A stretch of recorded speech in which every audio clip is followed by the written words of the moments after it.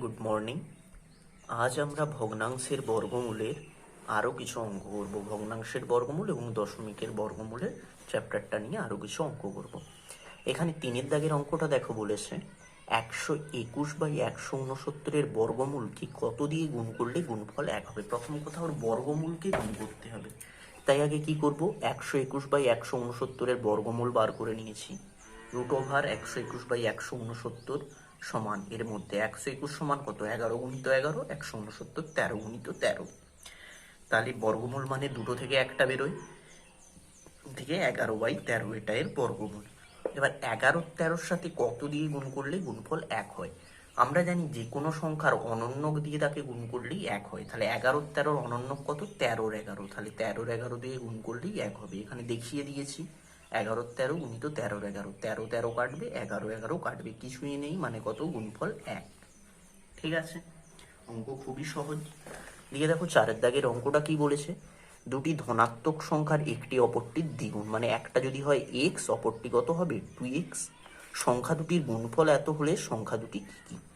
কিছুই নেই, একটি সংখ্যা এক্স, অপরটি 2x। আমাকে কি বলেছে, তাহলে দুটি সংখ্যার গুণফল এটা লিখে নিয়েছি।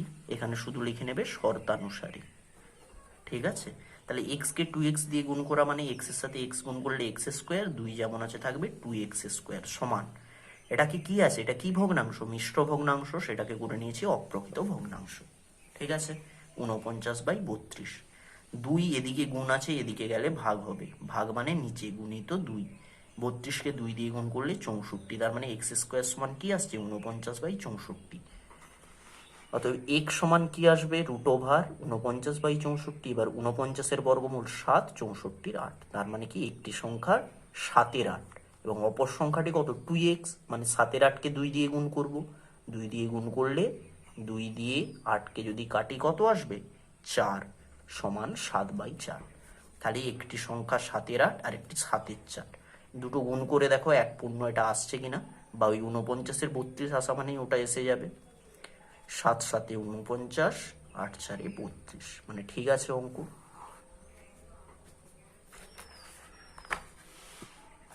7-এর দাগ, 7-এর দাগটা দেখো, এটা যে কষে দেখি 11.1-এর, ঠিক আছে, পেজ 138-এর।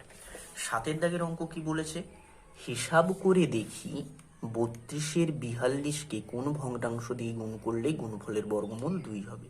এখানে এগুলো করাইনি কেন, কোন ভগ্নাংশকে সেই ভগ্নাংশ দিয়ে গুণ করলেই গুণফল এটা হবে, মানে x² সমান এটা, তাহলে x সমান কি, এটার বর্গমূল, এটাকে অপ্রকৃত ভগ্নাংশ করবে, দিয়ে তার বর্গমূল। বড় সংখ্যার বর্গমূল আমি দেখিয়েছি, আবার দেখাবো, আপাতত এটা নিজে করবে।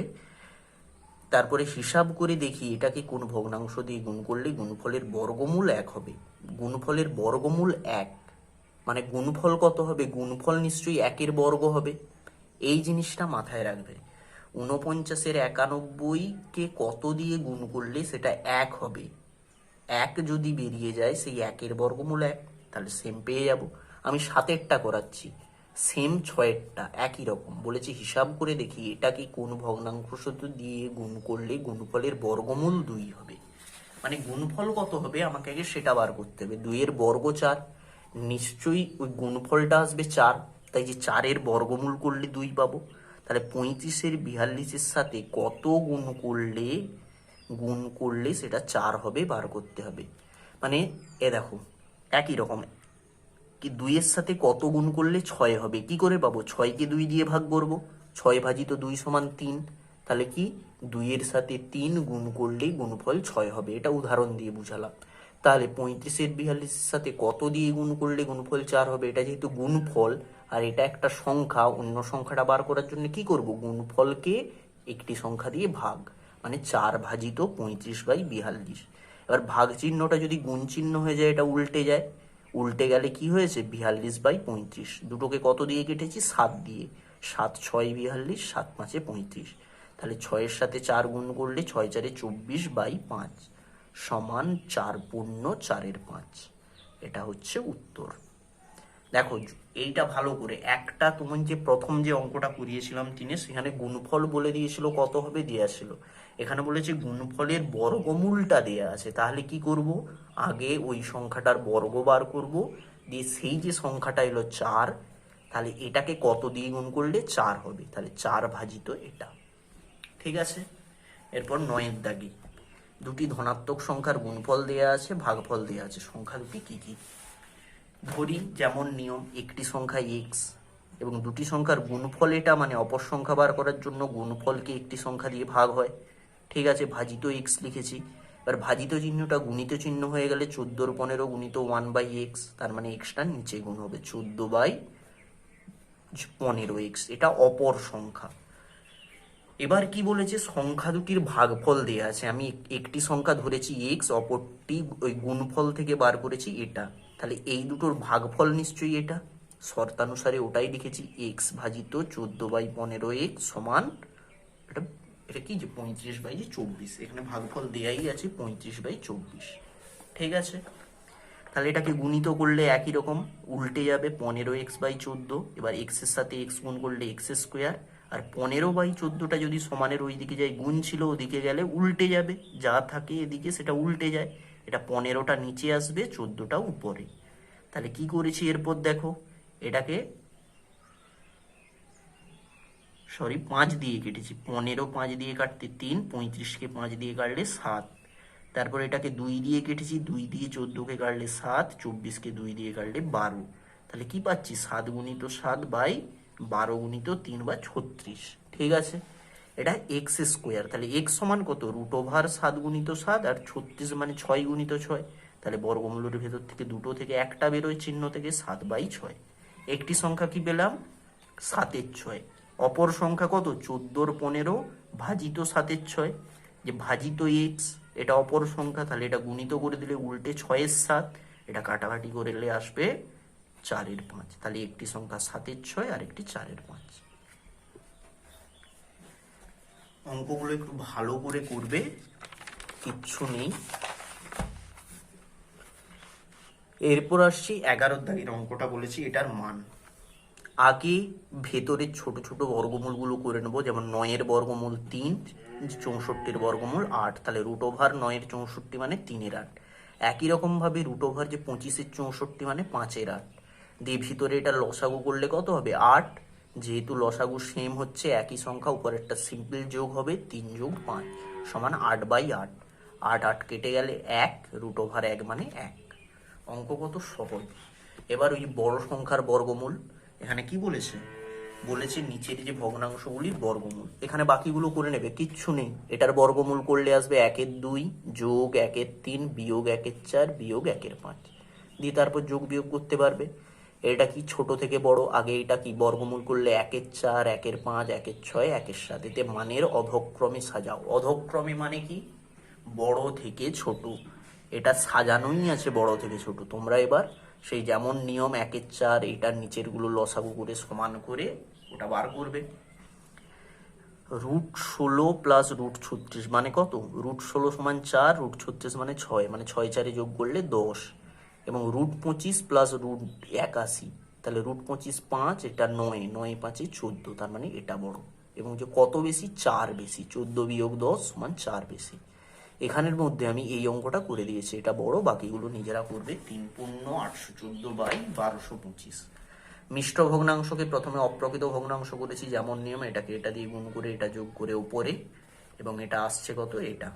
এবার এটার বর্গমূল 1200, এই দেখো যে 25, এটা আমরা উৎপাদকেও আগে ভেঙে নিয়েছি, 5 দিয়ে করলে 5 2 10, 2 22, 5 4 20, 2 25, 5 5 25, আবার 5 দিয়ে করলে 49, 7 7 49, তাহলে 1225-এর জায়গায় লিখেছি 5 × 5 × 7 × 7। এবার এই সংখ্যাটা কতর বর্গমূল উৎপাদকের সাহায্যে পাইনি বলে ভাগ পদ্ধতিতে বর্গমূল করেছি।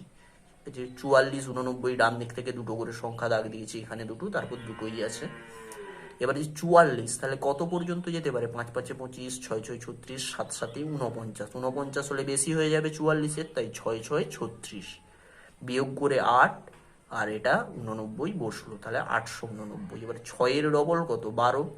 এবার এখানে কোন সংখ্যা বসলে সেটা এখানে বসিয়ে গুণ করলে এটা পাবো। দেখছি 7 যদি বসাই, এখানেও 7, একমাত্র এটা হতে পারতো যদি 3 বসাই, 3 3 9, তবে মিলত, কিন্তু যদি 3 দিয়ে করি সংখ্যাটা অনেক ছোট আসবে, তাই 7 7 49, সেখানেও লাস্ট অঙ্ক 9 আসছে এককের অঙ্ক, তাই 7 দিয়ে করেছি।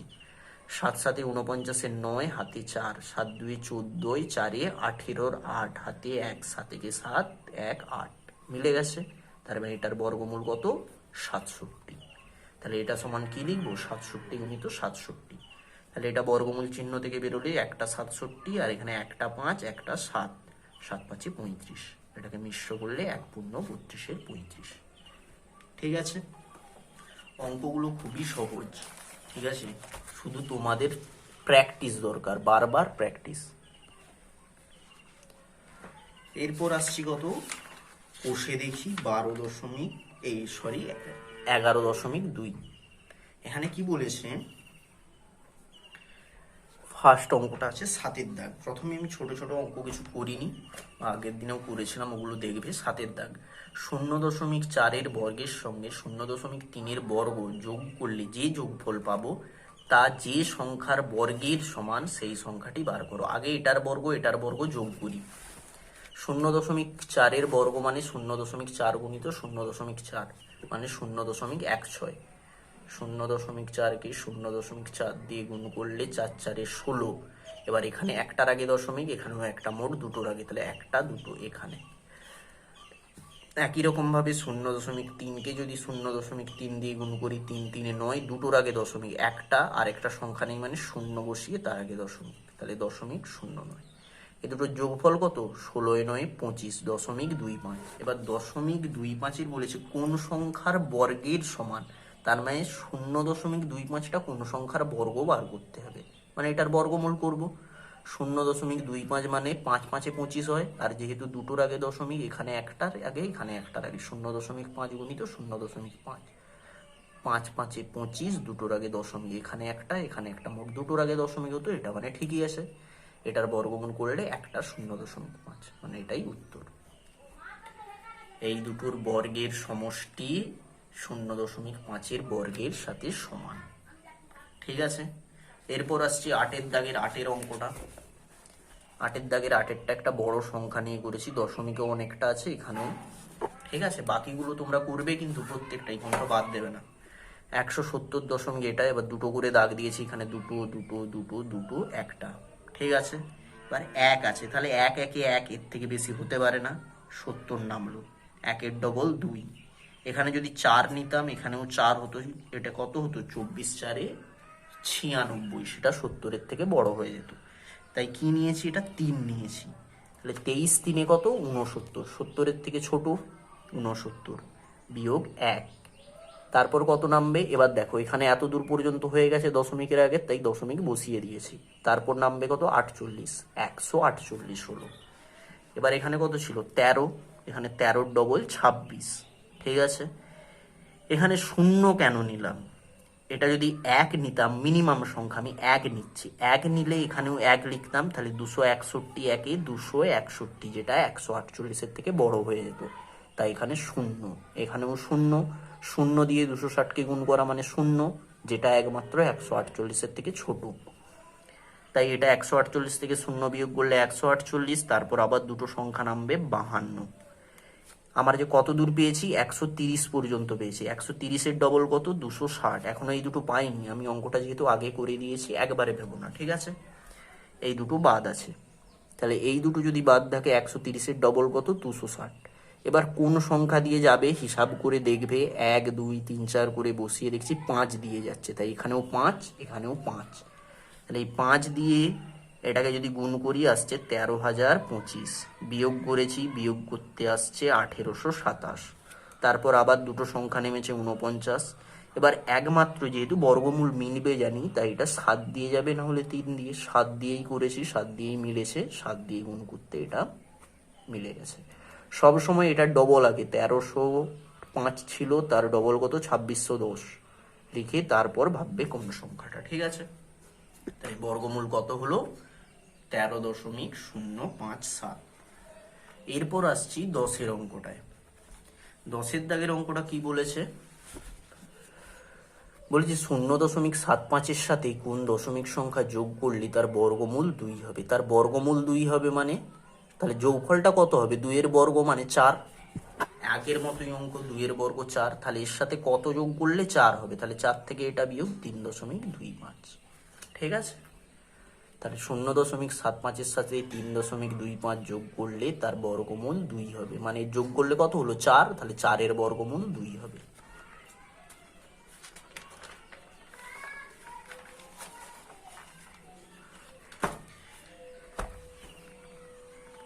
এখান থেকে তারপর করেছি 11টা। এত থেকে কোন দশমিক সংখ্যা বিয়োগ করলে বিয়োগ ফলের বর্গমূল 5.7 হবে। বিয়োগ করলে 32.45 এসছে, এটা থেকে কত বিয়োগ করলে 32.45 হবে, তাহলে 32.45ই বিয়োগ করব।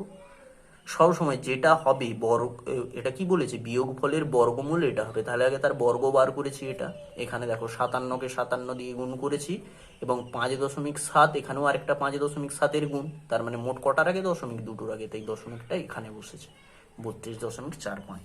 48 থেকে এটা বিয়োগ করেছি 32.49, বিয়োগ করলে আসছে যে 15.60। তাহলে এটার থেকে 15.60 বিয়োগ করলে বিয়োগ ফলের বর্গমূল নিশ্চয়ই এটা হবে। এটা থেকে এটা বিয়োগ করলে কত হবে 32.49, তাহলে 32.49 এর বর্গমূল কত 5.7। ঠিক আছে, বিয়োগ করতে বলুক যোগ করতে বলুক আগে বর্গ, তারপর ভাববে কি করা যায়। এরপর করছি 13 দাগের 2-এরটা। √8-এর 2 দশমিক স্থান পর্যন্ত আসন্ন মানে বর্গমূল কত হবে, তার মানে কি বার করতে হবে 8-এর বর্গমূল, কিন্তু 2 দশমিক স্থান পর্যন্ত।